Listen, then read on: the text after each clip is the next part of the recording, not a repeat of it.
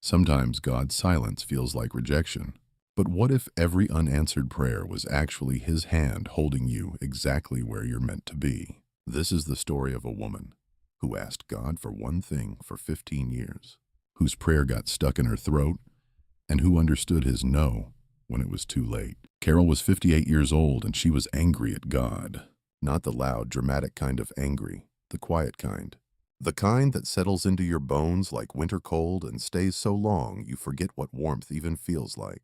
She lived alone in a small brick house on Shelby Boulevard in Nashville, Tennessee, every corner filled with memories, 3 blocks from the Veterans Hospital, where she'd spent the last 31 years as a nurse. 31 years of 12-hour shifts. 31 years of holding the hands of men and women who served their country and came home with invisible wounds. And after all of that, Carol had one question for God. A single question that had been sitting on the tip of her tongue for years, as heavy as a bedtime prayer. Why wasn't I enough? Her husband Thomas had passed 9 years ago. His passing so quiet.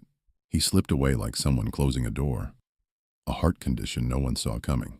One morning he was drinking his coffee at the kitchen table. Before it even cooled, he was gone by the afternoon.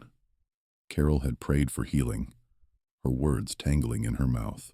She'd gotten on her knees on the cold tile floor of that hospital chapel and begged, but the sky stayed silent. Thomas passed on a Tuesday, and Carol buried her faith right alongside him. She kept working. What else was there? The patients needed her. At least there were a few people. Night shifts, IV drips, quiet conversations at 3 in the morning when a veteran couldn't sleep, confessions no one else heard, known only to 2 people.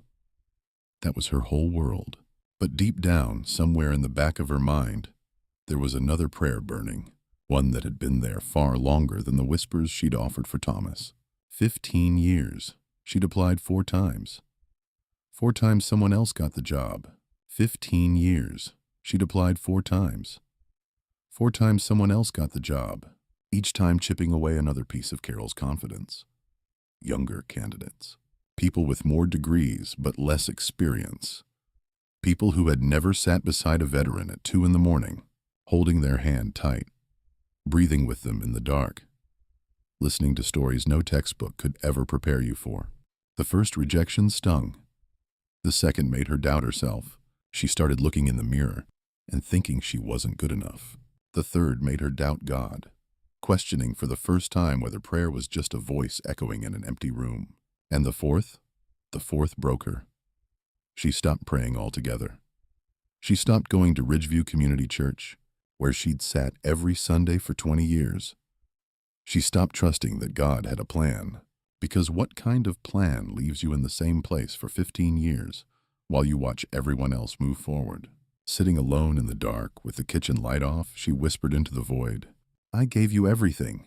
I showed up. I served. I prayed. And you gave me nothing." What followed was a silence too heavy to fit within 4 walls. Carol's friend Diane kept calling, like she'd forgotten what giving up even meant. She kept inviting her to church. She kept saying things like, "God's delay is not His denial, and trust God's plan." Carol loved Diane. She knew her heart was in the right place. But those words rang hollow to her. Easy to say when your prayers actually get answered. People on the outside always know what needs to be done. Then Memorial Day weekend came. The Veterans Hospital organized the ceremony it held every year, a tribute to the veterans who had passed in the previous 12 months. Carol almost didn't go, almost didn't even open the door, but something pulled her there. Maybe habit, maybe loneliness, maybe something she couldn't name, something quietly beating beneath her chest. Growing stronger, the more she tried to push it down.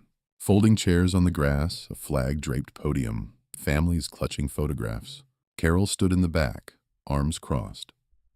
That's when she heard a voice she hadn't heard in years, one she'd filed away on the dustiest shelf of her memory.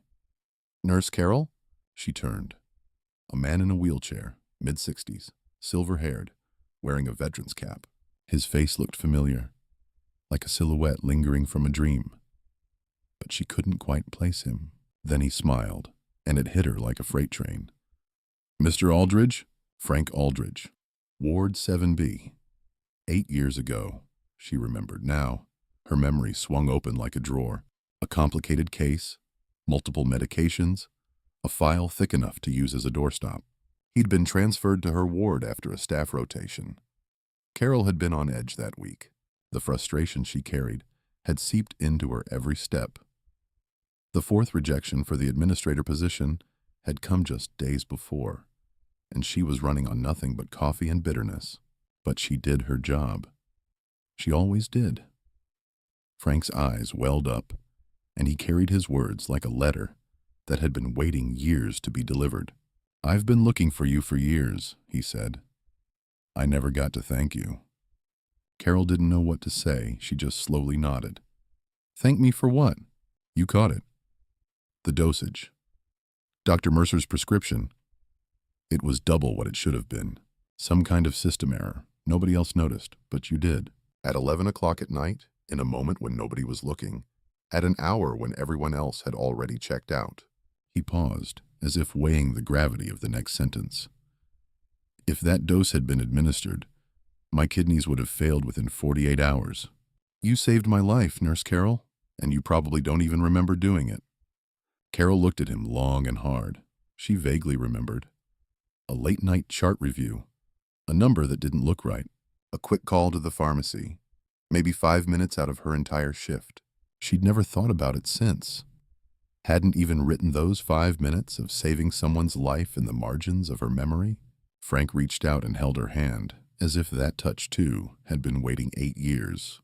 "If you'd been sitting behind a desk upstairs, I'd be 6 feet under right now. You were exactly where God wanted you to be." Carol couldn't even open her mouth. Her throat locked up. The courtyard, the ceremony, the families, everything blurred. Exactly where God wanted you to be. For 15 years, she'd begged for that desk. For 15 years, she'd questioned God's silence, carrying the weight of every unanswered night on her shoulders. And the whole time, she'd been standing at the exact spot where her hands, her eyes, her experience could do what no administrator behind a computer screen could ever do. She hadn't been overlooked. She'd been positioned. That night, Carol went to Ridgeview Community Church.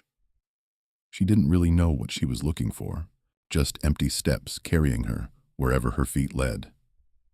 The building was dark. Not a single light coming through the windows. No service, nobody inside. She sat in the parking lot, engine running, windows down. Crickets chirped in the warm Nashville air, as if trying to fill the silence on Carol's behalf.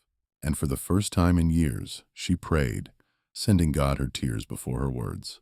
Not for a promotion, not for answers, not even for understanding. "God, I hear you now. I hear you." Psychologists call it the arrival fallacy, the belief that happiness lives on the other side of an achievement. For 15 years, Carol had been convinced that a corner office would prove her worth. She wanted her value written on a door plaque, but her worth was never measured by job titles. It was measured by the lives she touched at 2 in the morning, in moments when nobody was watching. Each one a quiet miracle. The following Sunday, she returned to church. Diane nearly fell out of the pew. Her eyes filled up, and her lips trembled. But she didn't say a single word. Her hug was enough. Carol sat down. Even the wood of the pew felt familiar. And for the first time in years, the words found a place in her memory. "God hears your prayers," said Pastor Mitchell. "Every single one. But sometimes his answer is something better than what you asked for." Carol closed her eyes, and behind her eyelids, Frank's face appeared. Something better. Frank Aldridge, alive in a wheelchair, smiling in a hospital courtyard. A man who should have died 8 years ago, still breathing because of Carol's 5 minutes. Because she was right there, right where it mattered. That was God's answer. Not a promotion, a purpose. A meaning bigger than any title could ever give. 3 months later, Carol retired from the Veterans Hospital. 17 former patients came to her farewell ceremony. Every single one of them had been touched by Carol's hands.